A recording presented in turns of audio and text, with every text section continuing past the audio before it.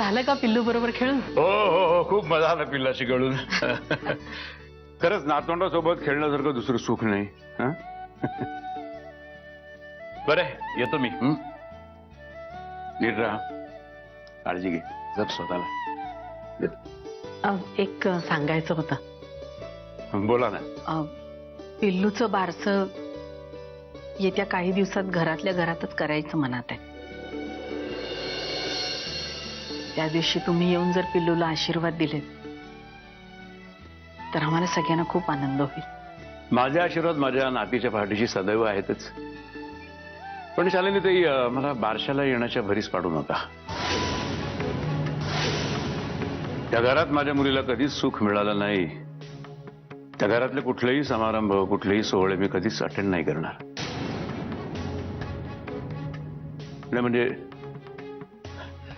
गैरसमज करून घेऊ नका, पण शेवटी माझ्या नातीचंच बारसं आहे हे. तिचंच नामकरण सोहळा आहे. फक्त हा आजोबा त्यावेळेस इथे उपस्थित नसणार. पण माझे आशीर्वाद, माझं प्रेम तिच्या पाठीशी आहे.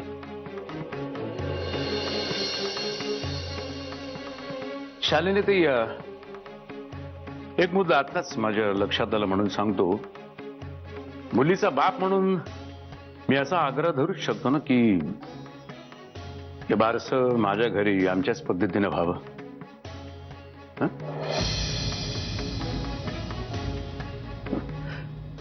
नाही पण असू दे, जाऊ दे. मी असा हट्ट धरणार नाही, कारण असा हट्ट धरून मला तुमच्या त्या हेकेखोर मुलाच्या तोंडी नाही लागायचं. त्यामुळे मी असा हट्ट धरणार नाही. कारण तेवढा समंजसपणा तुमच्या मुलात नसला तरी माझ्याकडे तो आहे.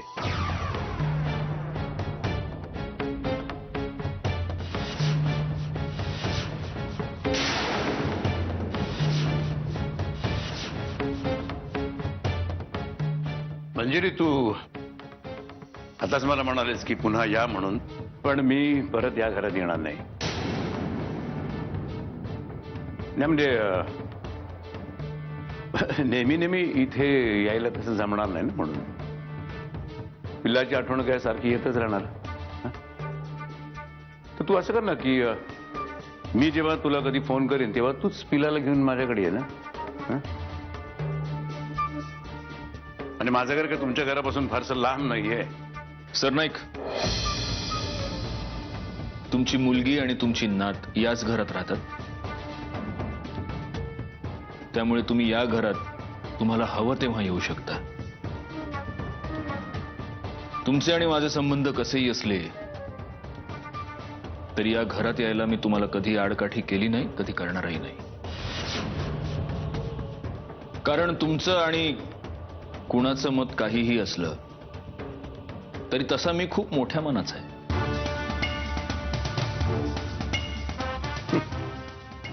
म्हणे मन मोठं असतं.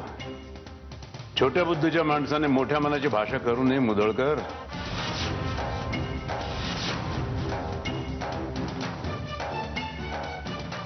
बरोबर आहे तुमचं सरनाईक, अगदी बरोबर आहे.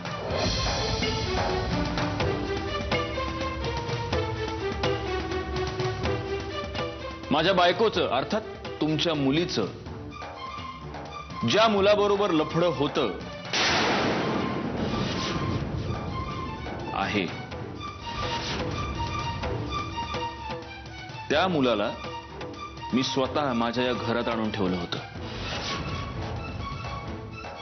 इतकंच नाही, याच माझ्या बेडरूम मध्ये मी स्वतः माझ्या हातानं त्याला जेवण भरवलं होतं. कॅन यू बिलीव्ह दिस? आणि या अशा गोष्टी करायला मोठं मन आणि छोटी बुद्धी दोन्ही लागतात. मुदळकर,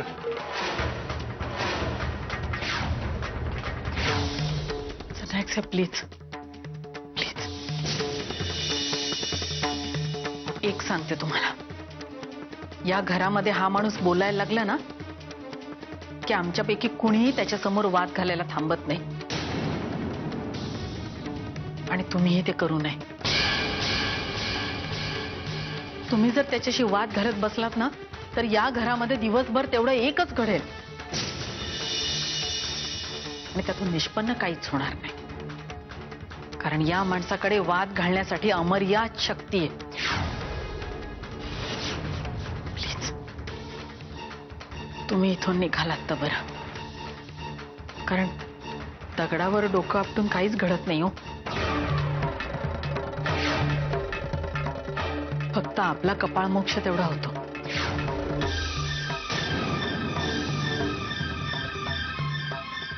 तुम्ही बोलता तेच योग्य शालिनीताई. आता तुम्ही जे मान्य केल्यानंतर मी काय बोलणार. येतो मी.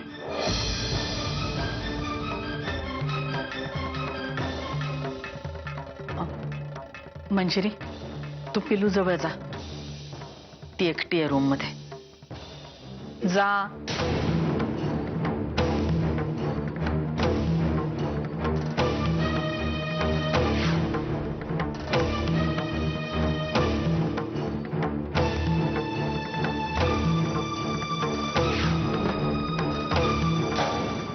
तुम्हारी शरण में तांबड़े बाबा मेरे बाबा. बोला. अरे टीसी.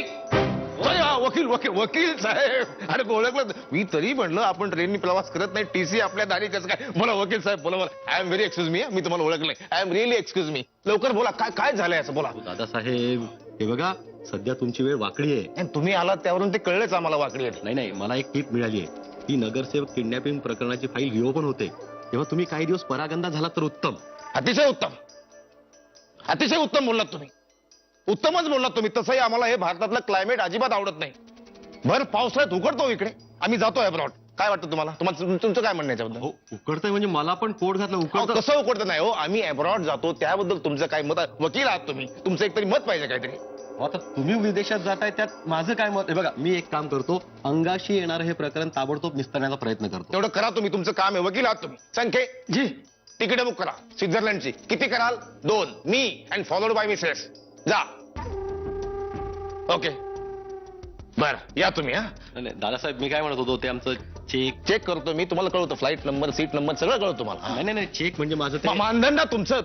मानधन ना पैसे ना तुमचे. हे बघा असं कधी झालंय का आम्ही तुमचं मानधन दिलंय. असं कधीच होणार नाही की आम्ही तुमचं मानधन दिलं नाही. आम्ही दिलंय का कधी मानधन. तुम्ही एक करा त्याच्यापेक्षा. तांबडे बाबाच्या नवीन चिंतन गीताची सीडी आली अपडेटेड. हे बघा समोर ठेवली. जाताना घेऊन जा. ऐका ती. अहो पैसा पैसा काय घेऊन बसलात. तुम्हारी शरण में तांबड़े बाबा मेरे बाबा. कोणाची फाईल ओपन झाली. सत्यजित मावशी तुझ्याशी मगाशी जसं बोलली तसं तिने नको बोलायला हवं होतं. म्हणजे बाहेरच्या लोकांसमोर तुझा अपमान करणं मला नाही पटलं. सोड ना प्रिया. तुझ्याकडे बोलायला दुसरे बरे विषय असतील तर आपण बोलूया. तुझा सुहास कसा आहे. बरं आहे.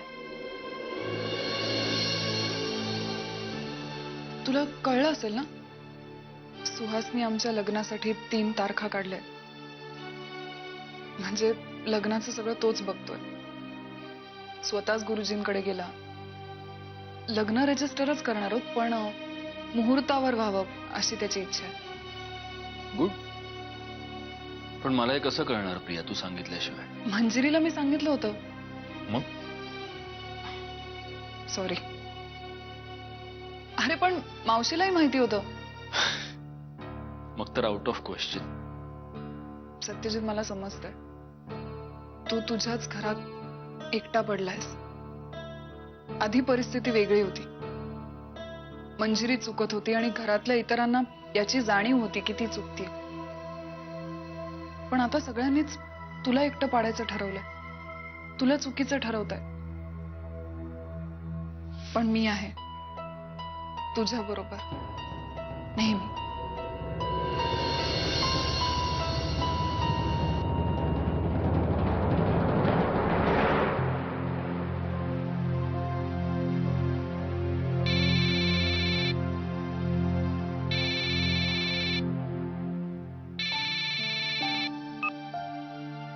हॅलो हॅलो कशी आहेस मंजिरी? मी बरी आहे.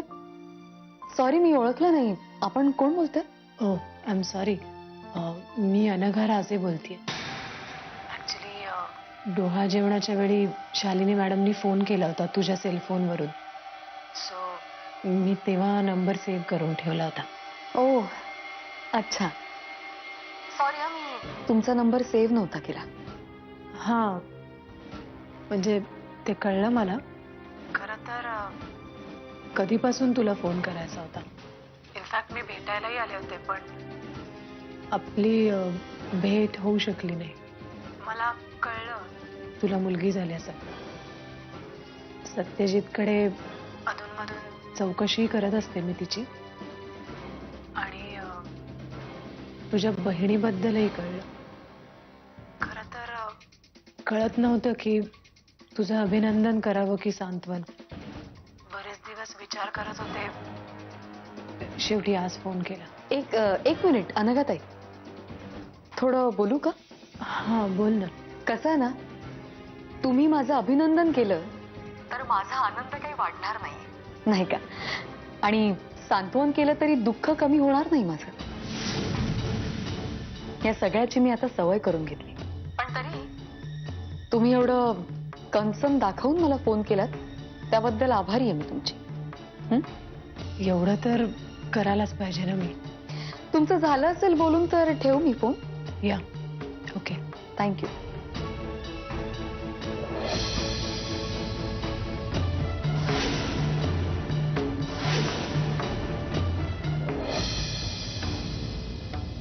नको बोलूस असं प्रिया, कारण खरंच आता तुझ्या आणि माझ्या नात्याला काही अर्थ नाही उरला. आपल्यात कधीच मैत्रीचं नातं निर्माण होऊ शकत नाही. आणि हे मी तुसडेपणानं किंवा हेटाळणीनं नाही म्हणत आहे. कुणी एकेकाळी आपण एकमेकांचे खूप चांगले मित्र होतो, पण आता पुलाखालून बरंच पाणी वाहून गेलंय. व्हायला नकोत अशा बऱ्याच गोष्टी घडून गेल्यात आपल्या दोघांमध्ये. तर तुझी चूक नव्हती. चूक असलीच तर ती माझी होती. मी तुझ्याकडे माझ्या आयुष्यातलं फ्रस्ट्रेशन काढण्याचं एक साधन म्हणून बघत आलो. ठरवून नाही केलं, पण गोष्टी तशा घडत गेल्या, प्रसंग तसे उद्भवत गेले. आणि आता या सगळ्यासाठी माझं मन खात आहे. मला खूप मोठं शल्य आहे माझ्या मनात. पण मला माझं मन नाही खात. सत्यजित, मी तुला आधीही सांगितलं होतं, तुझं मन शांत करण्यासाठी जर मला जळावं लागलं तर मी तयार आहे. पण मला नाही जळायचं तुला. तुझ्या समोर आता एक सुखी संसार हात पसरून उभा आहे. सुहासचा हात धर आणि या दलदलीतून कायमची निघून जा. सुखी हो. तुझ्यात आणि माझ्यात फक्त एक नातं निर्माण होऊ शकतं प्रिया. माफी मागणाऱ्याचं आणि माफ करणाऱ्याचं. आणि मला नाही वाटत मला आता हे वेगळं सांगायची गरज आहे की यातली कुठली भूमिका नेमकं कोणी करायची ते.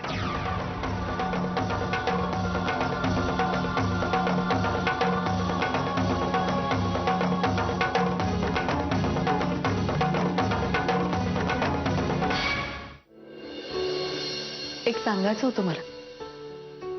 तुम्ही बाहेर सोफ्यावर नका ना झोपत जाऊ, इथे आतच झोपत जा. काय होतं, उगाच नोकर माणसांना चर्चेचा विषय होतो आणि बरं पण नाही दिसत ना ते, म्हणून. कुठे झोपू? खाली फरशीवर झोपू की मग घराच्या बाहेरच निघून जाऊ? अहो, मी असं नाही म्हणायचंय मला. मग मला अक्कल शिकवायची काय गरज आहे? लोकांना चर्चेला विषय. तू जे पराक्रम करून ठेवलेस तो लोकांच्या चर्चेचा विषय नाहीये. आपल्यात आता लपवण्यासारखं काहीही उरलेलं नाहीये, कळलं?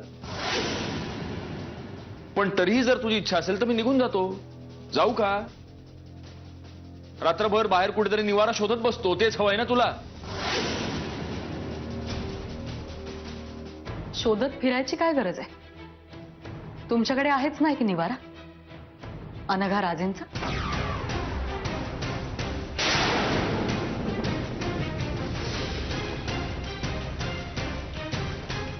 काय म्हणालीस? काय म्हणालीस? तुझी हिंमत कशी झाली अनघाचं नाव घेण्याची?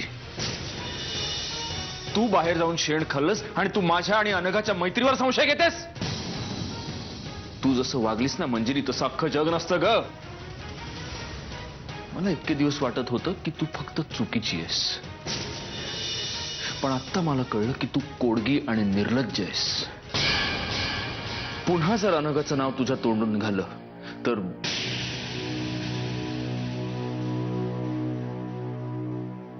आपली चूक नसताना समोरच्याने अविश्वास दाखवला ना की मग त्रास होतो.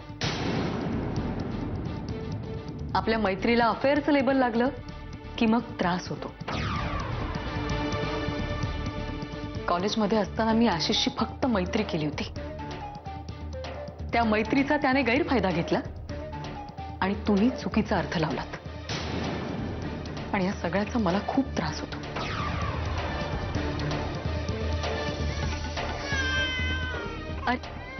ओ बाळा, नाही, रडू नकोस, रडू नकोस. उगी उगी उगी.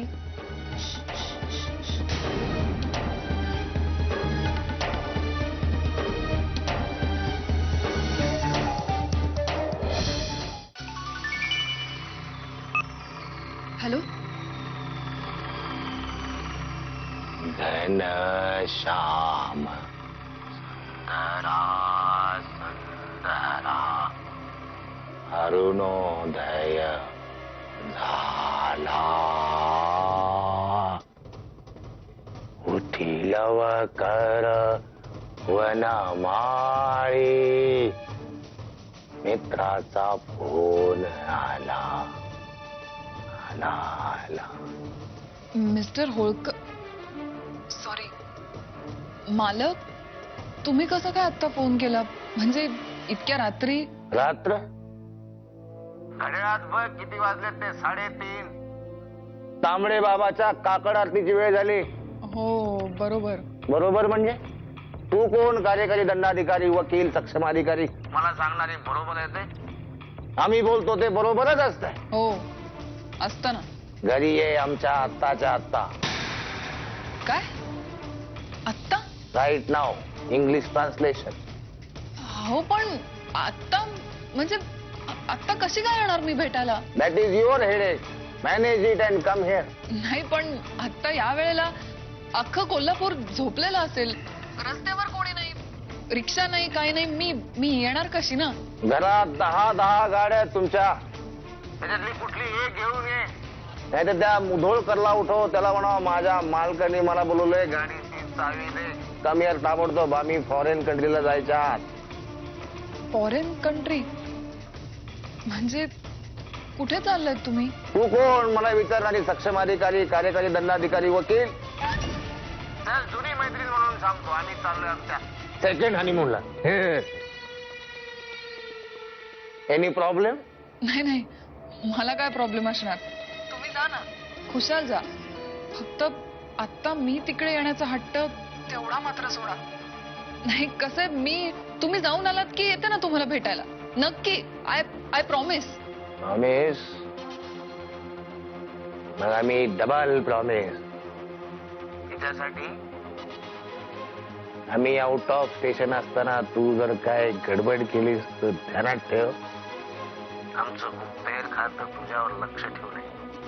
आणि त्यांनी जर मला तसा अहवाल दिला की तू काय गडबड केलीस, तुला माहित आहे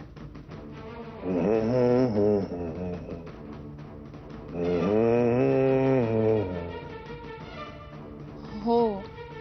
मग आता ठेवू फोन? आम्ही ठेवायला सांगितलंय फोन. नाही. आता सकाळी 8 वाजेपर्यंत तांबडे बाबाच्या चिंतन गीताचं सुमधुर गायन आहे काय. पहिलं पुष्प माझं. तुम्हारी शरण में तांबडे बाबा, मेरे बाबा. झोपलेस का? हा हो हो ऐकते ना. तांबड़े बाबा नयन तुम्हारे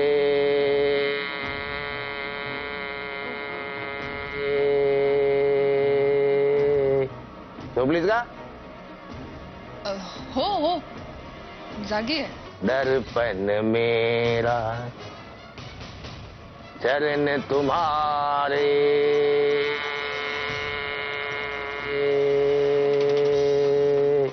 झोपली का?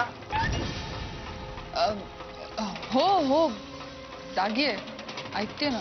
दर्पण मेरा अब तो दर्शन दे दो बाबा, तुम्हारी चरण में तांबड़ी बाबा